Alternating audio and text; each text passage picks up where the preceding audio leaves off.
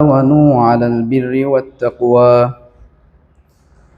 ولا تعاونوا على الإثم والعدوان واتقوا الله إن الله شديد العقاب। ইরশাদ হচ্ছে, তোমরা সৎ ও আল্লাহ ভীতির সমস্ত কাজে সবার সাথে সহযোগিতা করো এবং গুনাহ ও সীমা লঙ্ঘনের কাজে কাউকে সহযোগিতা করো না। আল্লাহকে ভয় করো, তার শাস্তি বড়ই কঠোর। সূরা আল মাইদা আয়াত নং 2। আলহামদুলিল্লাহ। প্রিয় কাফেলা, বাংলাদেশ ইসলামী ছাত্র শিবির চট্টগ্রাম জেলা উত্তরের গুরুত্বপূর্ণ একটি উপজেলা সীতাকুণ্ড উপজেলার সীতাকুণ্ড শহর শাখা কর্তৃক আয়োজিত কর্মী ভাইদের এই প্রোগ্রাম কর্মী শিক্ষা বৈঠক 2025-এ উপস্থিত রয়েছেন অত্র শাখার সম্মানিত সভাপতি, আমাদের একান্ত প্রিয় সহপাঠী সাকিব বিন ইসলাম ভাই, সম্মানিত সেক্রেটারি আব্দুর রহমান ভাই, এই ময়দানের সাথীবৃন্দ এবং আজকের এই প্রোগ্রামের ডেলিগেট কর্মী ভাইয়েরা, আসসালামু আলাইকুম ওয়া রাহমাতুল্লাহি ওয়া বারাকাতুহু। আমরা আল্লাহ রাব্বুল আলামিনের দরবারে শুকরিয়া আদায় করছি যে আল্লাহ রাব্বুল আলামিন আমাদেরকে শুক্রবারের একটা উত্তম দিনে, খুবই বরকতপূর্ণ একটি দিনে, ফজরের পরেই অনেক মানুষ ঘুমিয়ে আছে, খুবই নীরব একটি পরিবেশে সীতাকুণ্ড উপজেলার এই সুন্দর অডিটোরিয়ামে আমাদেরকে এই প্রোগ্রামের আয়োজন করার তৌফিক দিয়েছেন। সুস্থতার সাথে আমরা আজকে এখানে উপস্থিত হতে পেরেছি, সেজন্য আল্লাহর দরবারে শুকরিয়া আদায় করে সকলে পড়ছি আলহামদুলিল্লাহ। বিশ্বনবী মুহাম্মদুর রাসূলুল্লাহ সাল্লাল্লাহু আলাইহি ওয়াসাল্লামের প্রতি দরুদ পাঠ করছি, সকলে পড়ছি সাল্লাল্লাহু আলাইহি ওয়াসাল্লাম। সাহাবীদের জন্য সর্বোচ্চ জান্নাত, জান্নাতুল ফেরদাউস কামনা করছি, আল্লাহুম্মা আমিন। আশা করছি সবাই ভালো আছেন তো? আচ্ছা, আলহামদুলিল্লাহ। বাড়িতে সবাই ভালো আছে? আব্বু আম্মু ভাই বোন সবাই ভালো? ঠিক আছে, আলহামদুলিল্লাহ। তো আজকে শুক্রবার এমন একটা দিন আমরা ফ্রি থাকি, পড়ালেখা থেকে, স্কুল বন্ধ থাকে, মাদ্রাসা বন্ধ থাকে, বিশ্ববিদ্যালয়ে ক্লাস হয় না, বন্ধ থাকে। আমরা খেলাধুলা করতে পছন্দ করি, ঘুরতে ফিরতে পছন্দ করি, এমন একটা দিন। ইসলামী আন্দোলনটা একটু ব্যতিক্রমী একটা কাজ।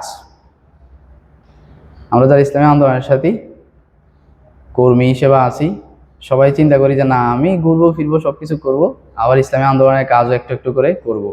অন্যদের মতো একেবারে সব নামাজ কালাম সব ছেড়ে দিয়ে শুধু দৌড়াবো, ঘুরবো ফিরবো, খাওয়া দাওয়া করবো, আমরা এমনটা চিন্তা করি না। এটা ভালো না? এটা কি ভালো না? ভালো না?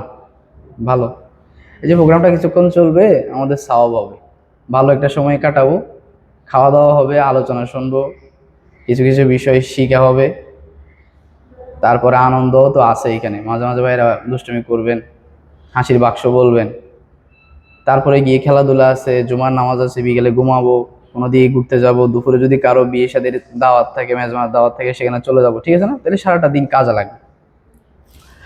তো যাই হোক, আলহামদুলিল্লাহ, আপনাদের সকলকে ধন্যবাদ যারা উপস্থিত হয়েছেন, এবং আমাদের আরো ভাইয়েরা উপস্থিত হবেন ইনশাআল্লাহ, তখন আপনাদের কাছে আরো বেশি ভালো লাগবে, ঠিক আছে? কিছু ভাইদেরকে চিনি, আবার কিছু ভাইদেরকে চিনি না, সবাইকে তো চেনা সম্ভব না। যাই হোক, আমরা খুব দ্রুতই পরিচিত হয়ে যাব ইনশাআল্লাহ, আল্লাহ রাব্বুল আলামিন তৌফিক দিলে। আমরা আজকে আপনাদের সামনে দারসুল কোরআন যে বিষয়ে দিব, ইতিমধ্যে আমি আপনাদের সামনে সেই আয়াতটি তিলাওয়াত করেছি, অনুবাদটাও বলেছি। আয়াতটি হচ্ছে পবিত্র কোরআনুল কারীম থেকে সূরা মাইদার 2 নং আয়াত, সূরার একদম শুরুতেই।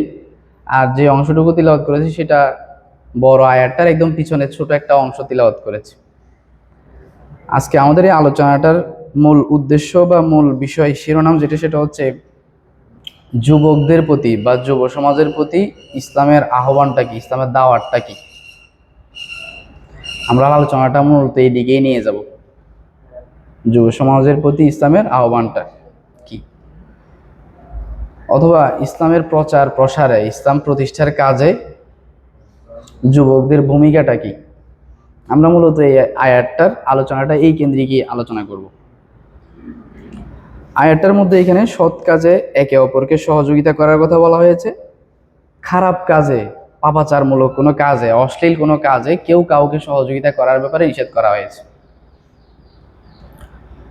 এরপর আল্লাহ রাব্বুল আলামিন যেটা আমাদেরকে করে থাকেন কোরআনুল কারিমে, জান্নাতের বর্ণনা, জাহান্নামের বর্ণনা, পরকালের বর্ণনা, কিছু সুন্দর কথাবার্তাগুলো বলার পর একটু পরে আল্লাহ রাব্বুল আলামিন স্মরণ করাই যায় যে তোমরা আল্লাহকে ভয় করো, পরকালকে ভয় করো। এটা আল্লাহ রাব্বুল আলামিন আমাদেরকে পবিত্র কোরআন পড়তে গেলে প্রত্যেকটা পৃষ্ঠায় কয়েক আয়াত পর পর এই কথাটা বলেন, ইত্তাকুল্লাহ, তোমরা আল্লাহকে ভয় করো, আলহুম আযাবুন আলিম, তোমাদের জন্য কঠিন শাস্তি রয়েছে, তোমরা সময়গুলোকে কাজে লাগাও, এই গুণাবলীগুলো অর্জন করো, পাথেয়গুলো সংগ্রহ করো। এভাবে করে আল্লাহ রাব্বুল আলামিন বলে থাকেন পবিত্র কোরআন। ঠিক একই রকম করে সৎ কাজে একে অপরকে সহযোগিতা করো, প্রতিযোগিতা করো, অসৎ কাজ থেকে দূরে থাকো, একে অপরকে কোনো সহযোগিতা করবে না, তোমরা আল্লাহকে ভয় করো, আল্লাহর শাস্তি বড় কঠিন। এভাবে করে আল্লাহ রাব্বুল আলামিন আয়াতটা আমাদেরকে বলেছে। তো দারসুল কোরআনের একটা সিস্টেম হচ্ছে যে আমরা যে আয়াতটা তিলাওয়াত করি সে আয়াতটা কোন সূরার, তারপরে হচ্ছে যে ওই সূরার নামকরণ, নাজিল হওয়ার সময়কাল, কোনো প্রেক্ষাপট যদি থাকে, ঘটনা যদি থাকে, সেগুলো আমরা বলি। এগুলো বলার একটা কারণ আছে। পবিত্র কোরআনকে যদি আমরা বুঝতে চাই, এটা তো আরবি ভাষায়, তাই না? সবাই তো জানি এটা, কম বেশি আমরা ইসলামী আন্দোলনের যারা কর্মী সবাই জানি, কারণ সবাই কম বেশি কোরআন পড়ি, সপ্তাহে একদিন হইলেও পড়ি, চেষ্টা করি, আমাদেরকে এই মোটিভেশন দেওয়া হয়। পবিত্র কোরআনটা আরবি ভাষায়, কিন্তু আমরা কোন ভাষাভাষীর মানুষ? বাংলা ভাষায় আমরা কথাবার্তা বলি, বা বাংলা ভাষা যেভাবে বুঝি সেভাবে ইংরেজি, তারপর হচ্ছে আরবি, উর্দু, ফার্সি ওই আলোকে আমরা বুঝি না, তাই না? তো কোরআন বুঝার ক্ষেত্রে যে সমস্যাগুলো গবেষকরা বের করেছেন, সেখানে একটা সমস্যা হচ্ছে এইটা যে ওই আয়াতটা কোন